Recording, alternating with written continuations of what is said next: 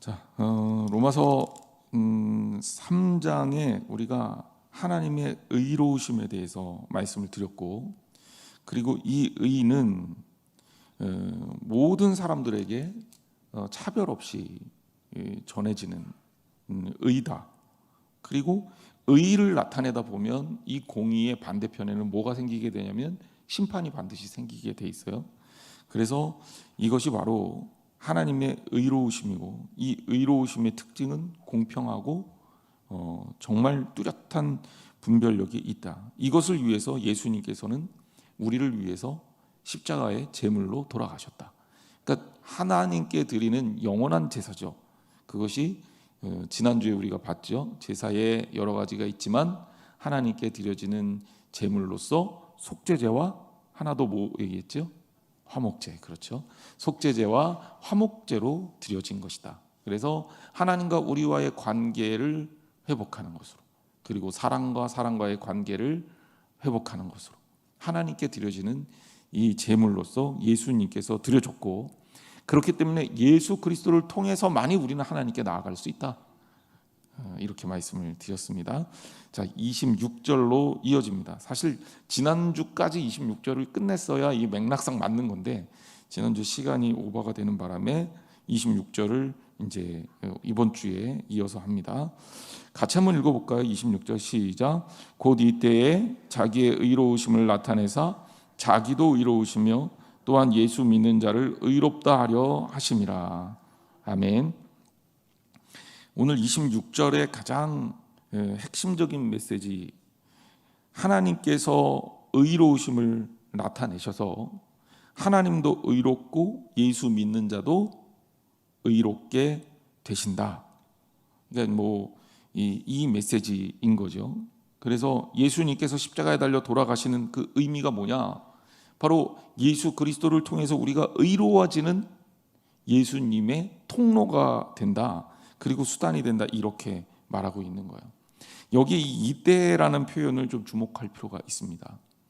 하나님께 의로워지는 것은 특정한 그때가 아니에요. 이때입니다. 그 얘기는 뭐냐면 지금 오늘 우리가 말씀을 나누고 있는 이때, 그리고 예수님께서 십자가에 달려 돌아가시는 그때도 이때인 거예요.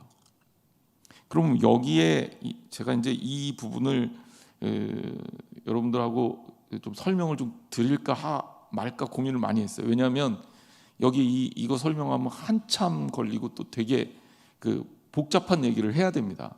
근데 지금 안 하면 나중에도 못할 것 같아서 아예 오늘 그냥 이왕 하는 김에 요 얘기를 좀 집중적으로 해보려고 하는데, 여기에 이때라고 할 때 여기에 쓰인 때를 나타내는 단어가 히라보로 카이로스라는 단어예요.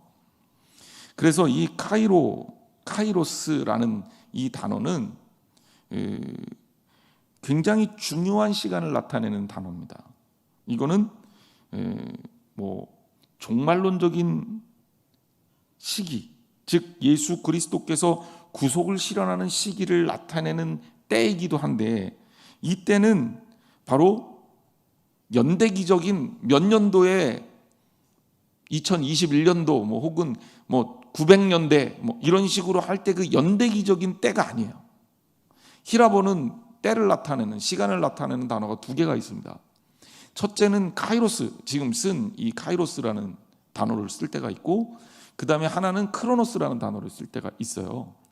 크로노스 시간 개념을 우리가 이해하기 쉬워요. 크로노스 시간 개념은 뭐냐면 몇 년도에 뭐가 있고 몇 년도에 뭐가 있고 몇 년도에 뭐가 있고, 그리고 1년은 365일이고 하루는 24시간이고, 이런 시간을 나타낼 때는 크로노스라는 단어를 씁니다. 그래서 이걸 연대기적 시간이라 그래요. 그런데 언제 일어났든지 그 때를 기억하고 그때에 어떤 일이 있었고 그것이 나에게 어떤 의미가 있었는지를 기억하는 그 시간. 예를 들자면 나 초등학교 때, 이제 우리가 말할 때 말이에요. 나 초등학교 때, 저 국민학교 세대입니다. 나 국민학교 때, 내가 국민학교 다닐 때 내가 그때 진짜 내가 인기 진짜 좋았는데, 이렇게 의심하는 얼굴이신 것 같아요. 내가 그래도 그때 크리스마스 카드도 우리 반에서 내가 제일 많이 받았는데 이 때를 생각하면서 괜히 혼자 내가 그때 그랬었는데 라는 그때는 몇 년도인지 기억도 안 나는데 초등학교 뭐 5학년, 6학년 때 6학년 뭐 겨울에 뭐 이렇게 기억하는 그때는 어떤 게 중요한 거예요? 몇 년도 몇 월 이게 중요한 게 아니라 그때 뭐가 중요한 거예요? 내가 우리 반에서 여학생들한테 인기가 있었다는 사실이 중요한 거 아니에요? 얘가 적절치 못한가요? 그냥 저 생각하지 말고 여러분 생각을 좀 해보세요. 그럼 뭐 예를 들자면 뭐 다른 예, 제가 우리 아내랑 처음 만났을 그때, 나는 그 뒤에 후광이 나타난 사람을 처음 만난 것 같아. 막 이런 얘기를 예. 오늘 목사님 좀 이상하죠? 예. 이런 얘기를 한다 그랬을 때 그거는 내가 24살 몇 월 며칠 몇 시에 이런 게 중요한 게 아니잖아요. 여기서 중요한 건 뭐예요? 내가 사랑하는 사람을 처음 만났다. 예? 그 의미, 그 시간이 중요한 거잖아요. 그 때를 나타낼 때를 뭐라 그러냐면 이런 순간을 카이로스라고 쓰는 거예요. 구별이 좀 되죠. 그러니까 똑같은 시간도 몇 년, 몇 월, 몇 시에 그러니까 경찰 가서 저도 안 써봤어요. 경찰 가서 조서를 만약에 쓴다 그랬을 때 몇 년, 몇 월, 며칠, 몇 시에 무슨 일이 있었는지 적어야 된단 말이에요. 이럴 때는 뭐예요? 그때는 몇 년, 몇 월, 며칠, 몇 시가 중요한 거예요. 그리고 그 뒤에 무슨 일이 있었고 이걸 크로노스라고 하는 거예요. 연대기적 시간이라고. 하지만 우리한테 진짜 중요한 것은 의미론적 시간이라고요. 시간이 얼마나 웃긴지 얘기를 해볼게요. 똑같이 한 시간을 말씀을 들어도 어떤 때는 그 시간이 짧게 느껴져. 목사님 설교 좀 더 길게 해주세요. 이런 교인을 만났으면 얼마나 행복할까요? 그런데 어떤 교인들은 오늘도 변함없이 12시 전에는 안 끝나겠네. 나 집에 가서 뭐 해야 되고 누구 만나야 되고 배도 고픈데 너무너무 길게 느껴지는 시간이 있을 수 있단 말이에요. 시간은 똑같은데 왜 느껴지는 시간은 다를까요? 저만 그런 거 아니죠. 엘리베이터를 타고 올라가는데 껄끄러운 사람하고 만났어. 그러면 엘리베이터 타고 올라가는 시간이 어때요? 제가 그렇다는 얘기 안 했어요. 여러분들이 길다 그런 거예요. 내리고 싶죠? 너무 길어요. 그런데 좋아하는 사람하고 같이 가는 엘리베이터의 그 동행은 더 길게 가고 싶어요. 왜? 그리고 짧아요. 시간은요 절대적이지가 않습니다. 누군가는 길고 누군가는 짧아요. 어렸을 때 빨리 어른이 되고 싶은 아이에게 1년 1년은 왜 이렇게 시간이 안 가? 하지만 조금이라도 좀 천천히 늙고 싶은 우리들에게, 우리 권사님도 죄송합니다. 시간은 어때요? 총알처럼 지나가는 거예요. 코로나 발생했다는 게 엊그제 같은데 벌써 1년이 훌쩍 넘었고요. 그죠? 마스크 못 구해서 막 약국에서 줄 서던 게 엊그제 같은데 지금은 마스크 쉽게 구할 수 있습니다. 이게 시간이에요. 그래서 히라보의 시간은 카이로스를 나타내는 시간이 있다. 의미론적 시간이 있고 크로노스, 연대기적 시간이 있다. 자, 여기에 플러스 독일 신학자들, 독일 역사학자들은 독일에서 역사를 나타낼 때 두 가지의 단어를 씁니다. 연관이 있기 때문에 제가 추가로 설명을 해요. 독일에서는 일반적으로 역사를 나타낼 때 우리 영어의 히스토리라는 단어를 써요. 그걸 이제 히스토리에라고 표현합니다. 그런데 히스토리에 이거는 연대기적 역사예요. 몇 년도에 뭐가 있고 몇 년도에 뭐가 있고 몇 년도에 뭐가 있고 하는 연대기적 역사로 이해하는데, 그때 의미론적으로 역사를 이해하는 그런 단어가 있어요. 그때는 히스토리에라는 단어를 안 쓰고 괴시키테라는 말을 씁니다. 그러니까 단어가 구별이 돼 있어요. 그러니까 히랍에서 썼던 히랍 사람들의 시간 개념 두 개가 독일에서는 역사 인식에 대한 차이로 단어가 두 개로 나뉘어져 있다. 우리나라는 역사라는 단어를 쓰고 있죠. 어떤 학자들은 역이라는 거는 게시키테에 가깝고 사는 히스토리에 가깝다 이렇게 표현을 하는데, 제가 우리나라 역사도 공부를 해보니까 우리나라도 비슷한 게 있어요. 자, 우리나라도 보니까 역사를 기록할 때 여러분들 연대순으로 역사를 기록하는 경우가 있더라고요. 그걸 편년체라 그래요. 그리고 기전체가 있죠. 기전체는 뭐예요?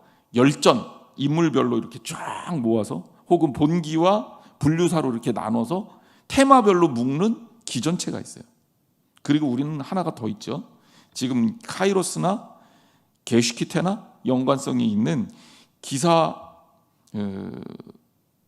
본말체라는 역사 기록 수단이 있습니다. 이거는 뭐냐면 그때 일어났던 사건의 정황을 기록해 두는 역사로 정리를 해놓은 거예요.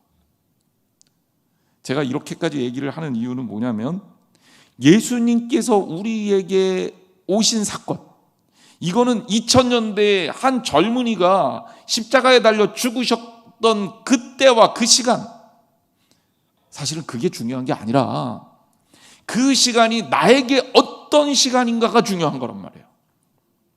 고난주간을 지키는 데 있어서 물론 우리가 월요일 날에는 무슨 일이 있고 화요일 날에는 무슨 일이 있고, 저도 그렇게 고난주간을 그 프로그램을 짜서 진행을 한 적이 있습니다. 그리고 그렇게 목회가 할 때도 있죠. 근데 사실은 월요일 날 무슨 사건, 화요일 날 무슨 사건, 수요일 날 무슨 사건이 중요한 건 아니에요. 진짜 중요한 것은 어떤 일이 일어났든 무슨 일이 일어났든 중요한 거는 예수 그리스도가 십자가에 달려 죽으셨고, 그게 2000년 전이건 3000년이건 1500년 전이건 혹은 유대인이건 백인이건 흑인이건 아시아인이건 중요한 게 그게 아니라 예수님께서 우리를 위해 십자가에 달려 돌아가셨고, 그 십자가에 달려 돌아가신 그 사건으로 인해서 우리가 구원을 얻게 되었다는 것이 중요한 겁니다. 이게 바로 이때 바로 카이로스를 나타내는 하나님의 은혜인 거예요. 여러분들이 그것을 객관적으로 인식해서 2000년 전에 어떤 남자가 이렇게 얘기하면 그것은 굉장히 성경을 제대로 바라보지 못하고 있는, 성경은 그렇게 읽는 책이 아닙니다. 성경을 연대순으로 따져갖고 몇 년도에 뭐가 있었고 몇 년도에 뭐가 있었고 다 따져보니까 성경의 연대가 6000년이야. 그러니까 지구의 역사도 6000년 됐을 거야. 이렇게 보는 거는 성경을 잘못 오해하고 있는 겁니다. 자, 여러분, 밤하늘에 별들을 사진 찍은 그 사진 작가의 이 별들을, 은하수를 딱 찍은 그런 사진들 보셨죠? 예, 머릿속에서 좀 떠올리세요. 그 다음에 제가 개인적으로 좋아하는 작품이긴 하지만 고흐의 별을 헤이는 밤인가요? 그런 그림 보신 기억 있죠? 나중에 제가 보여드리겠습니다. 자, 그림이라고 생각해 보세요. 하늘을 보고 화가가 그림을 그려요. 자, 사진 작가가 찍은 하늘하고 화가가 그린 하늘하고 누가 더 정확합니까? 사진이 정확하죠. 하지만 뭐가 더 좋은 거예요? 뭐가 더 의미 있는 거죠? 우리는 일반적으로 그 그림을 좋아하게 되면 그림도 누가 그렸느냐, 어떻게 그렸느냐에 따라 다른 거죠. 제가 하늘을 그리면 여러분들이 사겠습니까? 예, 대답 잘하세요. 또 안 산다 그러면 제가 상처받을 수도 있어요. 근데 사실 가치가 없어요. 제가 뭐 목사지 화가가 아니니까. 그러니까 그림이라고 무조건 좋은 건 아니지만 그림, 그 하늘을 캔버스에 의미 있는 모양으로 설명하고 그려놓은 작품, 이거는 또 다른 의미로서 굉장히 큰 감동을 준단 말이에요. 제가 바로 그렇게 설명을 드리는 거예요. 예수님을 만나고 예수님을 경험하고 예수님을 체험하는 것이 왜 나에게 중요하냐? 바로 그것이 2000년 전에 일어났던 일이 아니라 지금도 나에게 일어나고 있는 하나님의 의로우심, 우리를 위해서 십자가의 죽으심으로 말미암아 그를 믿는 자들에게 의롭다함을 입게 하시는 하나님의 칭의가 오늘도 변함없이 이 자리에 일어나고 있기 때문에 중요한 겁니다. 바로 그것이 우리를 살게 하는 거죠. 자, 믿는 자를 어떻게 의롭게 하시는지 본문은 3번이나 의롭다, 디카이오스라는 단어를 3번이나 반복하면서 설명합니다. 첫째는 그러기 위해서 자기의 의로우심을 나타내셨어요. 그래서 자기도 의롭고 예수 믿는 자를 의롭게 하셨습니다. 앞에 2개는 마지막 결과를 만들기 위해서 하나님께서 우리에게 보여주신 거예요. 나타내지 않으셔도 하나님은 의로우셔요. 예수님은 의로우셔요. 근데 그 의롭다함을 드러냄으로 말미암아 우리 또한 의롭게 하셨다. 바울은 이렇게 설명하고 있는 겁니다. 여기에는 그러면 하나님의 뭐가 의롭냐? 2가지 일을 우리가 살펴봐야 되는데, 첫째는 하나님이 우리를 의롭게 하기 위해서 뭘 하신 거예요? 인내하신 거죠. 끝까지 참으시고 참고 견디고 인내하심으로 말미암아 의를 이루신 거예요. 하나님의 참으심이 하나님의 의로움이고 그것이 우리의 의로 전가되셨죠. 또 하나는 뭡니까? 그 하나님이 우리를 위해서 어떻게 하신 거예요? 십자가에 달려 돌아가심으로 희생하신 거예요. 그래서 하나님의 인내와 하나님의 희생이 바로 우리의 구원을 이루었다는 거죠. 자, 그러면 그리고 이 구원은 아까도 말씀드렸지만 과거에 일어났던 사건이 아니라 앞으로 일어날 사건이 아니라 지금 우리에게 지속적으로 일어나고 있는 의로움의 사건이다. 그래서 신학자들이 뭐라고 표현하냐면 우리에게 오시고 있는 예수 그리스도라는 표현을 써요. 이거는 과거에 일어났던 구원이 아니라 지금도 일어나고 있는 구원입니다. 하나님이 지속적으로 우리와 관계를 맺으시고 우리를 살리고 우리를 의롭게 하신다는 거예요. 주님 안에 있을 때 우리는 그래서 지속적으로 의로워질 수 있어요. 그분 안에 있는 한, 그분과 함께 있는 한 우리는 지속적으로 의로울 수 있다는 겁니다. 구원파에서 단번 속죄 얘기하잖아요. 그게 뭐가 틀렸냐면 옛날에 예수님께서 속죄하셨다는 거예요. 과거형이잖아요. 그런데 성경을 그렇게 해석하면 안 되는 게 여기에 쓰여진 이때라는 단어가 크로노스가 아니라는 거예요. 카이로스라는 거예요. 그러니까 그거는 과거형이 아니라 옛날에 예수님께서 한 번 속죄하시고 한 방에 끝냈어. 그러니 우리는 그냥 대충 살아도 우리는 구원받을 수 있어. 이게 아니라 그게 맞는 것 같은 느낌을 주는데 사실 성경적 사상은 바로 성경적 칭의 사상은 우리가 그리스도 안에 있으면서 하나님의 영향이 지속적으로 현재적으로 계속해서 일어나고 있다는 겁니다. 과거적 사건도 아니고 미래적 사건도 아니라 지금 이 순간에 주님의 구원이 우리에게 계속적으로 일어나고 있다는 거예요. 하나님의 구원을 얻는다. 그럼 과연 이거는 무엇을 의미하냐? 나는 예수 믿기 전하고 예수 믿은 다음에 뭐 달라진 게 없는 것 같은데? 겉보기에는 달라진 게 없을 것 같지만요. 뭐가 바뀐 거냐면 족보가 바뀌었어요. 이게 어마어마한 거예요. 개그맨 박수홍 씨가 최근에 화제가 됐지만 형한테 지금 사기를 당했잖아요. 그래갖고 100억대를 지금 손해를 입었다고. 그래서 지금 가족끼리 이제 불화가 이제 참 가슴 아픈 일이 됐어요. 내가 돈을 벌었어요. 형한테 맡겼어. 이 돈이 내 이름으로 된 건물로 투자가 되느냐, 다른 사람의 이름의 건물로 투자가 되느냐는 완전히 다른 얘기예요. 소유권이 바뀌어버리니까. 우리는 여전히 이승무야, 나야. 나는 바뀐 게 없어. 외모도 안 바뀌었어. 예수 믿고 얼굴 좋아졌다 이렇게 들으면 얼마나 좋을까요? 예수 믿고 키가 한 10cm는 커졌네. 저도 좀 높은 데서 공기 좀 마셔보는 게 소원인데 깔창을 10cm짜리를 해야 되나 고민하고 있습니다. 근데 그러면 좋을 듯한데 사실 예수 믿은 다음에도 여전히 그 외모 그대로에다가 그 성격 그대로에다가 예수 믿고 좀 사람이 좀 착해진 줄 알았더니 별로 착해진 것도 아닌 것 같고, 덜렁대는 거는 여전하고, 실수하는 것도 여전하고, 뭐 문제 있는 것도 여전하고, 또 좋은 것도 여전해. 그대로의 나야. 목사님, 별로 달라진 게 없는 것 같은데요. 정말 그래요? 우리가 모르는 사이에 우리의 족보가 바뀌었어요. 이게 뭐가 달라집니까? 유산이 달라져요. 유산이 달라져요. 가난뱅이에서 부자로 족보가 바뀌면 어떤 일이 일어납니까? 부모의 유산을 받을 때 어마어마한 천지개벽하는 사건이 발생하죠. 우리가 하나님의 아들로 족보가 바뀌는 거예요. 예수님을 믿고 내가 의로워진다라는 얘기는 하나님의 아들이 된다는 얘기예요. 엄청난 신분 변화가 일어난다는 거예요. 우리가 모르죠. 언제까지?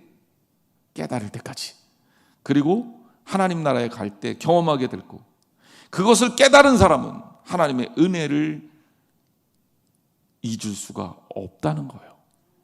하나님의 은혜 아래 산다는 건 바로 그런 겁니다. 여러분, 하나님께서 책임져 주시겠다고 약속했습니다. 하물며 너희들일까 보냐 이렇게 물어봐요. 두려워하지 마시고 주님 안에 사시는 사랑하는 성도 여러분들 되시기를 주님의 이름으로 축원합니다. 자, 27절 말씀으로 넘어갑니다. 그런즉 자랑할 때가 어디냐? 있을 수가 없느니라. 무슨 법으로냐? 행위로냐? 아니라 오직 믿음의 법으로니라. 자, 여기서부터는 이제 좀 빨리 갑니다. 왜냐하면 이미 우리가 많이 다뤘어요. 자랑할 때가 어디냐? 내가 한 게 아닌데 뭘 자랑합니까? 있을 수가 없지요. 내가 개입한 게 없어요. 내 능력으로 뭔가 한 게 없어요. 내 능력으로 뭔가 이룰 게 없어요. 그러니 내가 자랑할 게 없죠. 있을 수가 없습니다. 아예 표현을 그렇게 해요. 무슨 법으로냐? 행위로냐? 아니라. 어떤 법을 지켰다라고 주장할 수 있겠냐? 아니라는 거죠. 어떤 행위를 내가 했기 때문에 내가 이렇게 신분이 바뀌었어, 이렇게 얘기할 수 있냐? 그것도 아니라는 거죠. 철저하게 그건 뭐예요? 오직 믿음의 법으로니라 라고 얘기하고 있는 겁니다. 에베소서 2장 8절에서 바울은 이런 말을 해요. 너희는 그 은혜에 의하여 믿음으로 말미암아 구원을 받았으니 이것은 너희에게 난 것이 아니라 하나님의 선물이라 그랬습니다. 따라합시다. 하나님의 선물이라. 아멘. 우리가 믿음으로 말미암아 구원을 받았는데 이건 뭐예요? 하나님의 선물이에요. 자, 선물은 돈 주고 사면 선물입니까? 어떤 노력을 해서 얻으면 선물입니까? 내가 열심히 일을 해서 내가 하루 일당을 받았어요. 이거 선물입니까? 그건 아니에요. 내가 일당을 받았는데 그것 외에 더 큰 무엇인가를 준다면 그거는 선물이 될 수 있는 거죠. 대가를 받으면 선물이 아니라 뇌물입니다. 우리가 잘 구분을 해야 돼요. 그래서 누군가에게 선물을 줄 때는 어떤 마음으로 줘야죠? 정말 주는 것 그 자체로 기쁨으로 줘야 돼요. 왜 사람 관계가 복잡하냐면 누군가에게 뭘 줄 때 자꾸 이거에 대해서 내가 이렇게 해줬는데, 내가 이렇게까지 해줬는데, 이거 다 장부에다 쓰는 사람들이 있어요. 목사님 한 번도 안 썼는데요. 아니, 그 장부 말고 내 마음의 장부에다 쓰더라고. 아니, 잊어요 좀. 그건 잊어도 돼요. 사람이 참 재밌는 게 돈 꿔준 거는 하나도 안 잊어버려요. 근데 돈 빌린 건 그렇게 잘 잊어버려요. 그래서 문제가 생기는 거 아닙니까? 우리가 누군가에게 무엇을 준다면 주는 것 자체로 기뻐하세요. 하나님 앞에 드릴 때도 마찬가지입니다. 우리가 하나님께 예물 드리는 거 대가바라고 바치는 거 아니잖아요. 아니에요. 착각하셨다면 고쳐야 돼요. 하나님 좋아서 드리는 거예요. 하나님께 받은 은혜가 너무 크니까. 사실 하나님께 받은 은혜에 비해서 내가 하나님께 드리는 게 뭐가 많습니까? 없어서 못 드리죠. 드릴 수 있으면 최선을 다해 드리는 게 맞죠. 근데 그거를 참 여러분들에게 제가 하나님께 많이 드리세요라고 강요하는 것 자체도 웃기는 거예요. 그냥 은혜 받으면 알아서 하는 건데 제가 뭘 헌금하라고 강요하고 헌금해야지 천국 간다고 그러고 그런 얘기 뭐하러 합니까? 믿음으로 가는 거예요. 헌금 많이 했다고 천국 가는 거 아니에요. 그럼 이 헌금하는 건 의미가 없는 겁니까? 아니요. 하나님 사랑하니까 하는 거예요. 누군가 좋아서 베풀면 그거 다 적어 놓습니까? 진짜 사랑하는 사람한테. 내가 그동안 준 선물 다 내놔. 그건 사랑이 깨진 사람이 하는 얘기죠. 하나님은 우리에게 주실 때 그렇게 주셨단 말이에요. 내가 이렇게 주었는데 너희 뭐 할 거냐?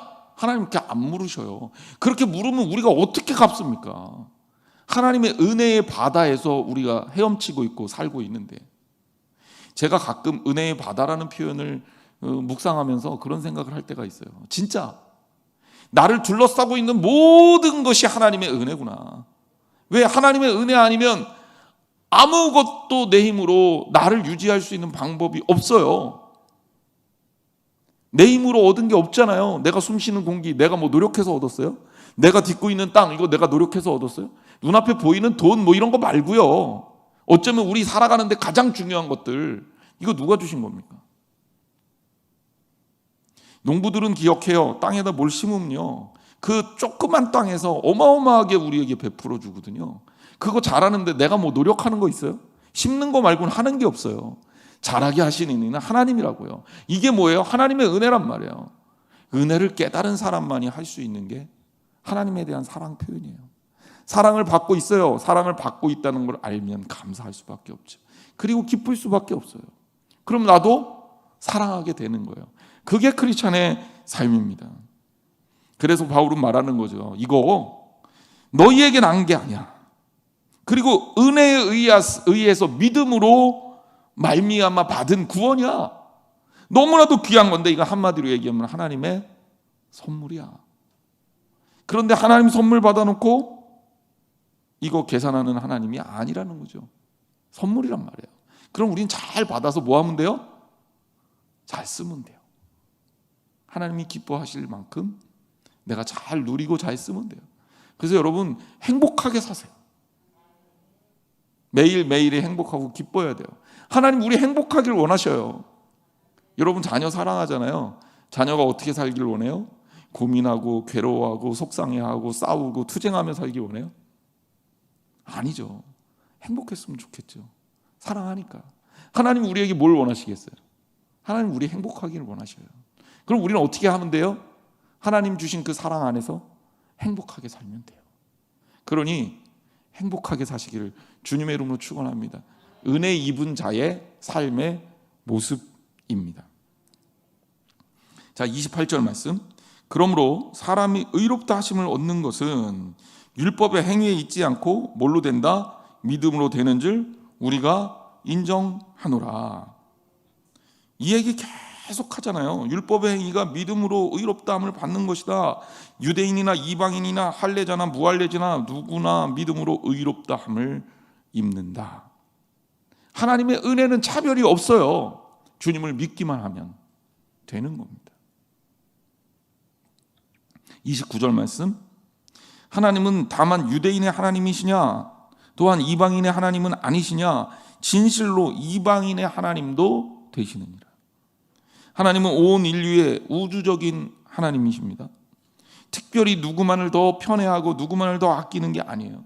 하나님 모든 인류를 사랑하십니다. 모든 사람을 사랑하십니다. 그러므로 하나님은 그들이 차별했던 이방인의 하나님도 되신다라는 거예요.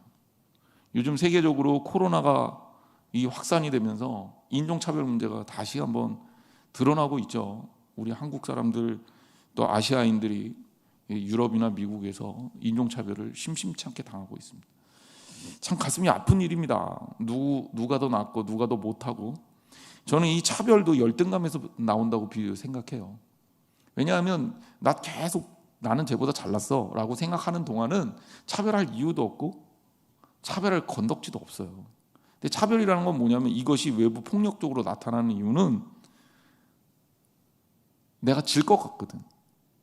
그렇게 위협감을 느끼는 거예요. 그래서 저는 이제 앞으로 역사가 아시아 중심으로 바뀔 것 같아요. 그런 생각이 듭니다. 지금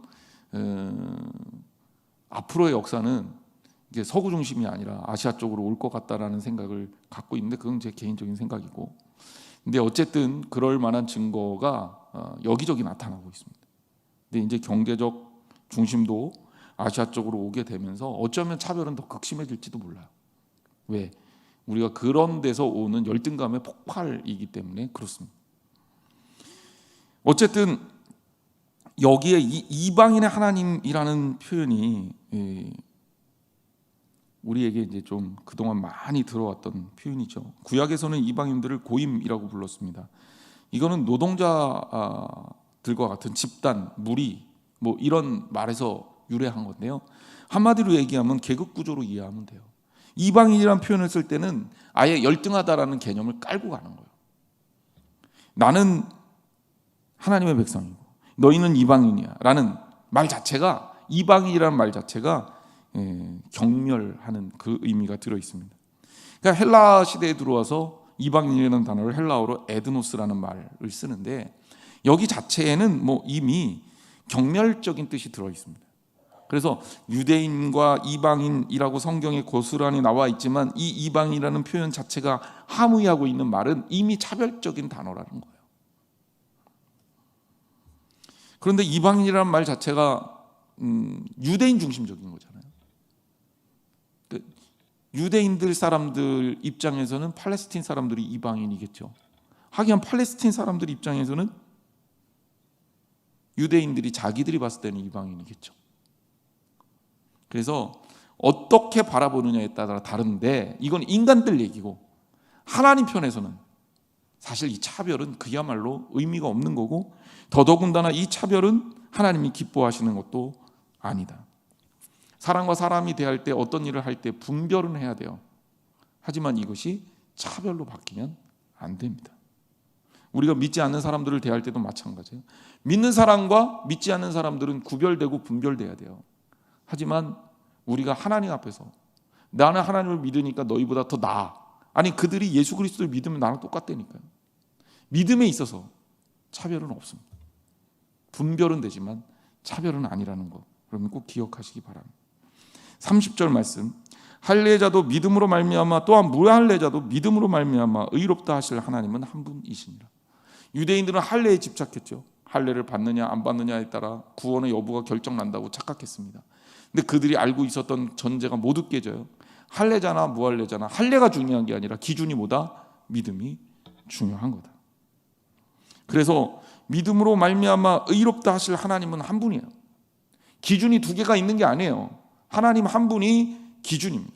오늘 제가 새벽에 말씀을 증거하면서 말씀이 기준이 되는 부분에 대해서 설명을 드렸어요. 말씀은 우리의 기준이 되고 말씀이 우리의 삶의 표준이 됩니다. 그러므로 말씀이 기준이 된다는 얘기는 이 말씀의 근원인 하나님, 예수님을 가리켜서 말씀이 육신이 됐다, 성경은 그렇게 증언하잖아요. 그 예수님, 이게 우리의 모든 표준이고 모든 기준입니다. 그러니까 하나님이 의로우시고 그 의로움에 의해서 우리가 은혜를 입었다면, 예수 그리스도를 믿음으로 말미암아 그 은혜에 동참했다면 그럼 그걸로 충분한 겁니다. 자, 31절 말씀 우리 같이 읽겠습니다. 시작. 그런즉 우리가 믿음으로 말미암아 율법을 파기하느냐? 그럴 수 없느니라. 도리어 율법을 굳게 세우느니라. 아멘. 자, 많은 사람들이 이제 오해를 합니다. 자, 이제 믿음의 법이 나타났으니 율법은 없어져도 되겠네. 율법은 무시해도 되겠네. 믿음의 법과 율법이 서로 대치되는 것으로 착각하는 사람들의 이야기입니다. 하지만 제가 수차례 얘기했어요. 율법은 율법적인 기능이 있다. 그건 죄를 드러내는 기능이다. 죄를 드러낸다라는 것은 의로워지는 것에 있어서 굉장히 중요한 역할을 합니다. 우리가 죄인임을 깨달아야 예수 그리스도를 통하여 의로워질 수 있기 때문에 그래요. 그래서 율법과 복음은 대치되는 관계가 아닙니다. 더더군다나 율법의 정신, 율법의 핵심으로 들어가면 거기에 율법의 핵심이 뭡니까? 하나님을 사랑하고 이웃을 사랑하는 거예요. 복음의 핵심이 뭡니까? 그리스도로 인해서 하나님과 이웃 간에 화해하고 속죄하는 겁니다. 그럼 결국 같은 거거든요. 그래서 바울이 얘기하는 거예요. 믿음으로 율법을 파기하느냐? 절대 아니다. 근데 이게 착각하는 사람들이 있었어요. 꼭 이단들이 문제인데, 초대교회 제가 로마서 강의 처음 시작할 때 영지주의 얘기했었죠. 예, 기억이 안 나시는 것 같은데, 영지주의, 영지버섯 생각하면 됩니다. 그노시즘이라고 하는 영지주의가 있었어요. 이 사람들은 그러니까 힐랍 철학의 사고방식에 물들어서 성경을 본인이 원하는 이 생각을 가지고 성경을 자기들이 원하는 것만 골라서 얻었어요. 그러니까 이게 우리가 이 잘못된 것 중에 하나가 이런 거예요. 예를 들자면 이런 거예요. 자, 기준이 말씀이 돼야 돼요. 그렇죠? 이건 확실합니다. 근데 기준이 사람이 돼. 내 생각이 돼. 말씀을 인용하지만 이게 진짜 말씀이 아닌 게 말씀을 인용해서 내가 원하는 논리를 만든단 말이에요. 이단들이 그렇게 하는 거예요. 그러면 기준이 뭡니까? 말씀이 아니라 기준이 뭐예요? 내 생각, 내 판단, 내 신념이 되는 거죠. 성경이 굉장히 방대해요. 그래서 절과 절, 그러니까 예를 들자면 어디 가면 다 성경의 이 말씀들을 다 갖다 붙여서 말씀만 써놔서 말씀으로 된 것처럼 하지만 내용은 전혀 복음적이지 않은 그런 게 가능해요. 말씀을 갖다가 껴붙여서 그래요. 그래서 제일 위험한 성경 공부가 뭐냐면 여기서 이거, 저기서 이거, 저기서 이거, 저기서 이거 해서 내가 이런 가지고 있는 생각과 논리를 합리화시키기 위해서 성경으로 만들어 놓은 거예요. 이단들이 다 그렇게 합니다. 신천지 교재를 보세요. 여러분들 아예 보지 마세요. 그런 건 저 혼자 볼게요. 여호와 증인 보세요. 그것도 보지 마세요. 저만 볼게요. 제가 궁금해서 다 봤어요. 그거 보면 성경 말씀 인용이 굉장히 많이 돼 있어요. 말씀을 인용했다고 해서 성경적인 게 아니에요. 성경에 말씀이 얼마나 많은지 아세요? 얼마나 많겠습니까? 얼마든지 갖다 쓸 수 있어요. 사탄도 예수님을 시험할 때 말씀 갖다 붙여갖고 시험해요. 똑같습니다. 기준이 말씀이 돼야 돼요. 기준이 사람이 되면 안 돼요.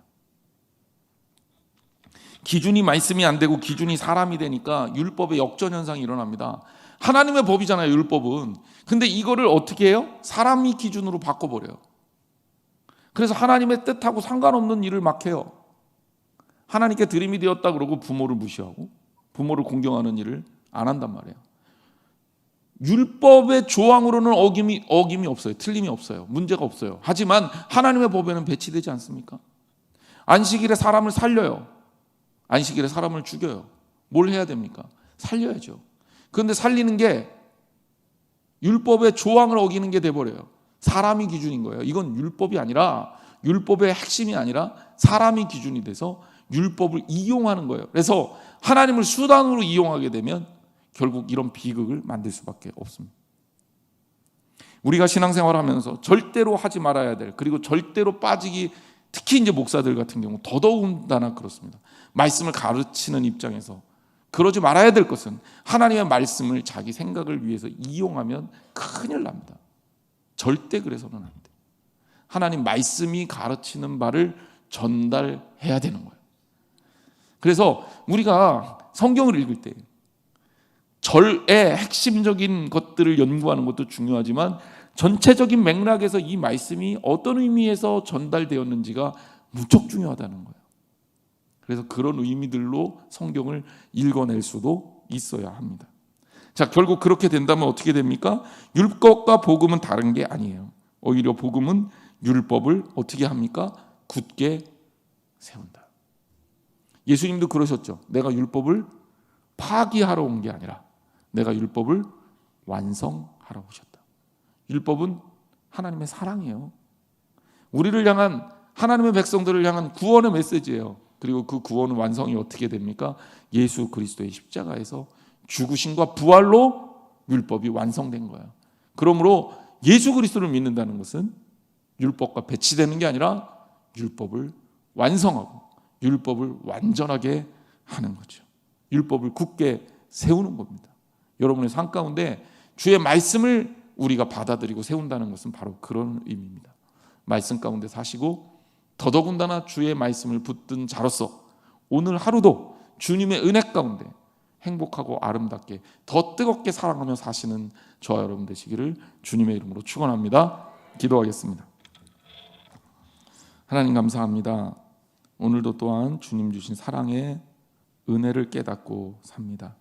우리를 위해서 십자가에 죽으신 예수님, 2000여 년 전에 우리를 위해서 죽으셨다고 역사가들은 기록하지만 예수 그리스도의 십자가와 부활은 우리의 삶에 지금도 현재 진행형입니다.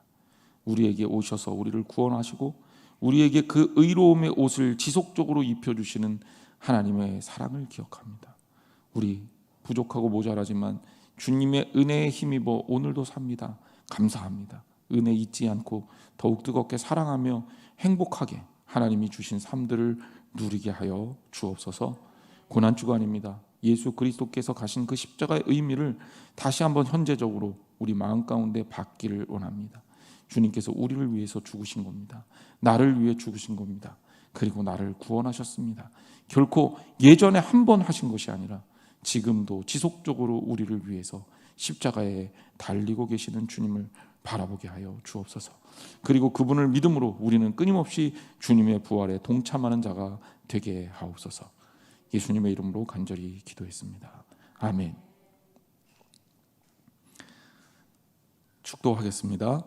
이제는 우리 주 예수 그리스도의 은혜와 하나님 아버지의 놀라우신 사랑하심과 성령님의 이끌어 주시는 교제하심이 오늘 예배 가운데 하나님 말씀 가운데 하나님의 은혜를 힘입어 말씀의 사람으로 은혜의 사람으로 또 복음의 빚진 자로서 이 땅을 살아가며 주님께서 주신 선물을 누리고 살겠다고 결심하는 살아가는 성도들 머리 위에 영원토록 함께 하기를 축원하옵나이다. 아멘.